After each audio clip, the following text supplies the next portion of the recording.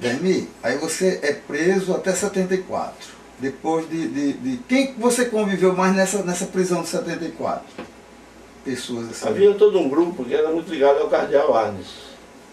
Eu era um deles. E eles queriam prender o cardeal, eles queriam prejudicar o cardeal.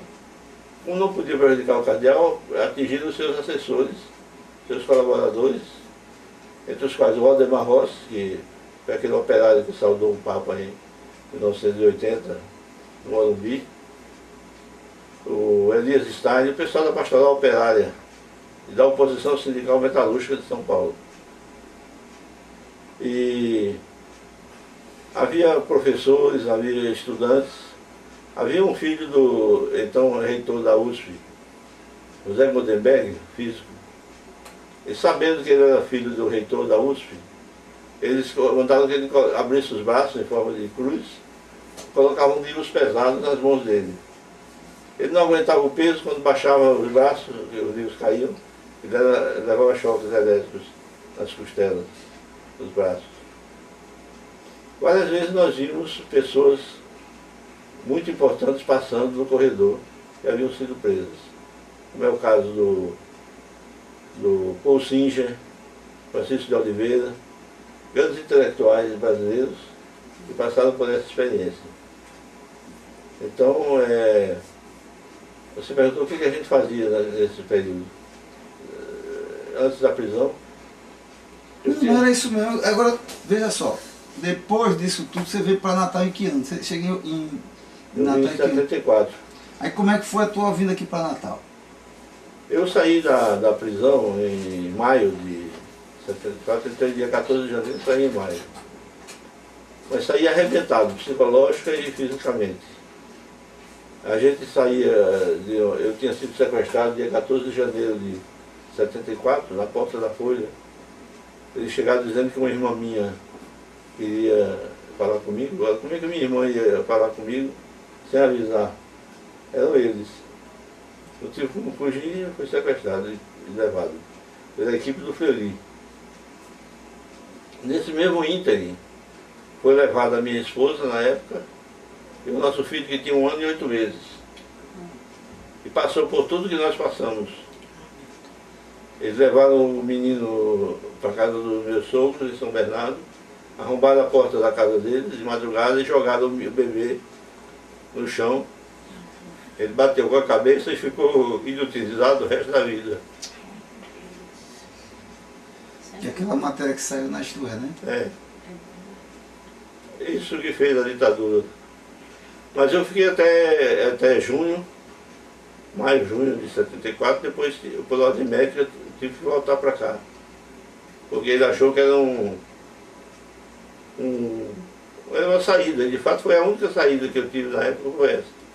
Mesmo em Currais Novos eu não tinha coragem de andar. Fui recuperando aos poucos a capacidade de andar sozinho, né? Até vir para Natal. Que ano isso? Eu vim para Natal em 75. Passou aí um ano em Currais Novos. Passei um ano em Currais Novos. Aí aqui em Natal você começou a trabalhar em jornalismo? Aí eu fui trabalhar no diário, fiquei uns 3 anos, mais uns 2 na Tribuna, depois voltei para o Sul. Aí como é que foi a experiência da Cojornate? A experiência da Cojornate foi uma tentativa. Cooperativa de jornalista, né? Foi a segunda cooperativa de jornalistas do país. E ela nasceu diante de uma realidade que era a realidade das divergências que havia entre gráficos e jornalistas de Natal. Os jornalistas se consideravam superiores aos gráficos, e os gráficos não queriam conversa com os jornalistas. Aí eu e o Luciano de Almeida, Arlindo Freire, Birajara de Macedo e outros jornalistas, nós resolvemos seguir o exemplo do Rio Grande do Sul e fundamos a Cojornate, da qual eu fui o primeiro presidente. Compramos uma máquina russa no interior de Pernambuco, acho que tinha servido na Revolução de 1917, mas passamos a produzir juntos. Quebrou-se essa barreira entre gráficos e jornalistas, e depois eu acredito que ela continuou atuando durante muitos anos. Mas depois, você chegou a produzir quantos do salário mínimo? Saíram 8 números, né? 8 edições. Como é que foi a experiência do jornal Salário Mínimo dentro da Cojornat? Foi uma experiência boa porque a gente pôde conhecer melhor as elites dominantes no Rio Grande do Norte, o seu comportamento. E o jornal é independente. Então, uma vez nós fizemos uma reportagem sobre um convênio entre a Universidade Federal do Rio Grande do Norte e a Universidade de Johns Hopkins, de Nova York, para o uso de técnicas avançadas de esterilização feminina aqui no estado. Aí nós denunciamos isso e as pessoas, na época, envolvidas nessa questão, queriam fechar o jornal de todo modo, dando pressões. Quem quiser depois ler a reportagem, procure no diário, no site do Centro de Direitos Humanos. Procure o Roberto Monte, que eu acho que você tem a coleção, né, do Salário Mínimo. Então, um jornal que incomodou, mas era totalmente independente e depois não teve condições de continuidade, por falta de recursos. Aí me diga uma coisa, você está aqui em Natal, como é que começa a história de fundação ou articulação naquilo que vai resultar na Comissão de Justiça e Paz da Arquidiocese? Como é que foram os primeiros contatos? Como é que a coisa aconteceu? Na época nós colaborávamos muito com o Padre Pio, e eu tinha também uma aproximação com o Donivaldo ontem, então arcebispo, porque eu fiz um livro sobre o filósofo existencialista francês Gabriel Marcel, chamado Gabriel Marcel, aliás, Esperança e Paz em Gabriel Marcel, que eu pretendo publicar. O Donivaldo Monte fez o prefácio do livro. Então nós tivemos longas conversas. Ele era um homem muito simples, mas de bom coração, e tinha o sentimento da justiça e da simplicidade. Ao contrário de alguns outros bispos, que alguns até passaram por aqui, que eram muito arrogantes, eram verdadeiros príncipes da igreja. E Dom Nivaldo então fez o prefácio e a gente se aproximou, e aí eu me lembro que junto com você, com Horácio Paiva, Elias e outros companheiros, surgiu a ideia de se organizar a Comissão de Justiça e Paz. Organizada ela já estava, mas não estava em atividade, pelo que eu me lembro. E aí foi uma experiência muito boa. Mas eu trabalhava na época na Fundação Estadual do Trabalho e Ação Comunitária, FETAC, com Marlúcio Saldanha. E houve uma greve dos professores e a Polícia Militar reprimiu essa greve. Eu fiz uma nota pela Comissão de Justiça e Paz e no outro dia foi demitido pelo governador da Rua de Maia por causa dessa nota de apoio aos professores. Mas não me arrependi até hoje. Mas você ainda estava na tribuna? Ao mesmo tempo eu trabalhava na tribuna. Saí do diário e fui para a tribuna. Aí você sai de Natal em 1980? Em 79. 79. Aí vai para... Fui trabalhar com o Leonardo Bosch. Agora me diga uma coisa. Aqui 11 minutos. Eu sei. Agora consta, pelo menos esse eu tenho dúvida ainda, que a ideia de se fazer um encontro nacional de direitos humanos, você já tinha essa ideia aqui em Natal, ou essa ideia foi aparecer no momento que você foi trabalhar com o Leonardo Boff na Vozes em Petrópolis? A ideia já existia, a partir do contato que aqui a gente já mantinha com a SESI em Salvador. Ah, então fala um pouco desse contato com a SESI e como é que chegou-se à articulação do encontro de 1982. Nós procuramos a SESI porque nós queríamos o apoio da SESI para a Cojornat. Entendi. Entendeu o link? Uhum. E aí falamos com o Enilson Souza, que era o secretário executivo. Não obtivemos apoio financeiro para a Cojornat, mas surgiu a ideia em conversa com o Enilson de que houvesse uma articulação mais orgânica entre as ONGs de direitos humanos e além dos contatos de cúpula que existiam através da Comissão Brasileira de Justiça e Paz. E em conversa com Leonardo Boff, que editava a revista Eclesiástica Brasileira, o próprio Frei Clarencio Neotes, que era editor da revista Vozes, da qual eu era secretário de redação, nós tivemos a ideia de procurar a SESI mesmo para obter um apoio para uma articulação pela base das entidades de direitos humanos. Qual o ano disso aí? Foi em 82. Não, estou falando, porque o encontro é em 82, mas a articulação, a primeira articulação que via SESI e com o pessoal Nilson, foi em que ano isso? Era entre 79 e 81. Ah, certo. Aí como é que aconteceu essa articulação? Aí o Enilson compreendeu logo o significado e a SESI colaborou desde o primeiro momento para a realização do primeiro encontro lá em Petrópolis. E houve uma oposição declarada da Comissão Brasileira de Justiça e Paz. A presidente da comissão, Marina Bandeira, mandou um telegrama para todas as comissões de Justiça e Paz, inclusive a nossa, dizendo que aquilo não era iniciativa séria e que nenhuma comissão deveria participar. Portanto, nós tivemos ausência de comissões de Justiça e Paz no primeiro encontro por esse motivo. O boicote é uma organização de base que começou com umas 30 entidades e hoje já tem, apesar de todos os problemas internos, tem mais de 500 entidades articuladas. Agora, não foi a primeira vez que nós enfrentamos a resistência de setores da própria igreja à articulação das ONGs pela base. Mas me diga um pouco como é que funcionou essa articulação. Quem foram as primeiras pessoas contatadas e quem foram as pessoas que estiveram na linha de frente no tocante à organização desse primeiro encontro em Petrópolis?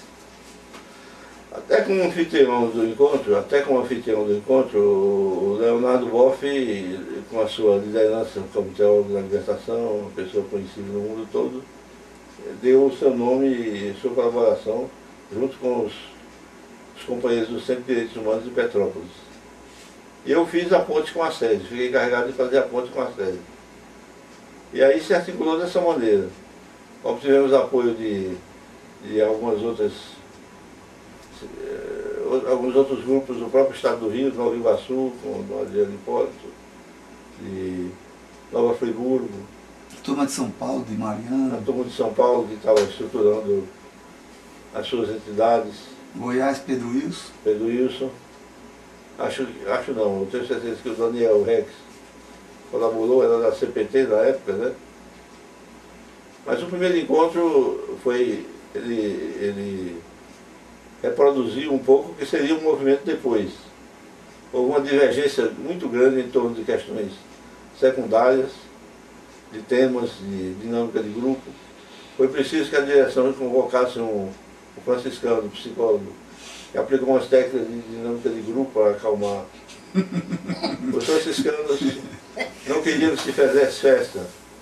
Já na época nós batizamos de pastoral noturna. Não queriam que fizesse a pastoral noturna, mas houve um forró, inclusive vários estudantes franciscanos participaram e gostaram. Pedido para o Mariano contar uma piada, o Mariano contou uma piada super pesada, deixou alguns participantes chocados. Tudo isso aconteceu no primeiro encontro. Acontece que o movimento cresceu muito, mas ele também voltou-se muito para si mesmo. Voltou-se para o próprio umbigo e passou além da grande contribuição que tem dado nesses anos todos, passou a se tornar uma espécie de gueto, que não soube assumir a hegemonia da luta pelos direitos humanos no Brasil. Por causa de algumas atitudes, do meu ponto de vista, sectárias, fechadas no próprio grupo dirigente, porque sabemos que cada grupo dirigente tem a sua postura, e o movimento, de certa forma, se cristalizou, se burocratizou, e precisa passar por toda uma reforma interna para que o seu papel seja bem visível nas lutas sociais. A luta pelos direitos humanos é uma luta ampla, nós sabemos. Tem que ser ampla, geral e restrita como a anistia. Mas para que isso aconteça, é preciso haver um desprendimento de posturas de poder, de micropoderes. São lições que a história tem dado ao movimento e compete a ele aprender ou não. Se quiser se expandir mais, aplique essas lições e abrir as portas para outras expressões. Houve progressos, por exemplo, do meu ponto de vista, um grande progresso foi dado com relação às mulheres e aos movimentos ligados a minorias, como é o caso da minoria gay, lésbica. Houve tempos em que não se podia falar desses assuntos, mas foi conquistada a integração desses segmentos. Isso é uma coisa que tem que ser preservada e garantida sempre. Dermi, o ano que vem, em 2012, o MNDH está fazendo 30 anos. Qual a avaliação que você faz sobre esses 30 anos do movimento? Ou você poderia dividir esses 30 anos em 10, 20 e 30? Eu diria que os 10 primeiros anos foram anos de defesa dos direitos humanos. Nós estávamos ainda com um intuito autoritário muito forte e em muitos lugares nós tínhamos ainda que nos defendermos contra a arbitrariedade policial, ideológica. Depois nós passamos, nos 10 anos seguintes, a uma fase de promoção dos direitos, de começar a dar os primeiros passos na linha de reforma das instituições à luz dos direitos humanos e de implantação de novas políticas na linha da democracia participativa e de estruturação de trabalhos na linha como eu já disse, de educação para os direitos humanos, cursos, criar cátedras nas universidades. Aí depois nós passamos numa fase que eu diria, nos últimos 10 anos, uma fase de um certo marasmo, de uma internalização, eu falei, uma atitude centrípeta de nós que éramos da direção do movimento, todos somos corresponsáveis, mas por outra parte de avanço no sentido de incorporação das mulheres, desses segmentos excluídos, e dando a cara realmente do que é a luta pelos direitos humanos no Brasil, diversificada, bastante diversificada. Agora, até por falta dessa política mais aberta e mais ampla, eu entendo que o movimento perdeu alguns espaços que ele poderia ter conquistado como direito seu, pela sua história. Articulou-se por fora do movimento a educação para os direitos humanos, mas em resumo eu diria que o balanço é positivo, o saldo é bem positivo. E é pouco divulgado pela imprensa, mas é uma realidade que está aí e que tem que melhorar e se aperfeiçoar.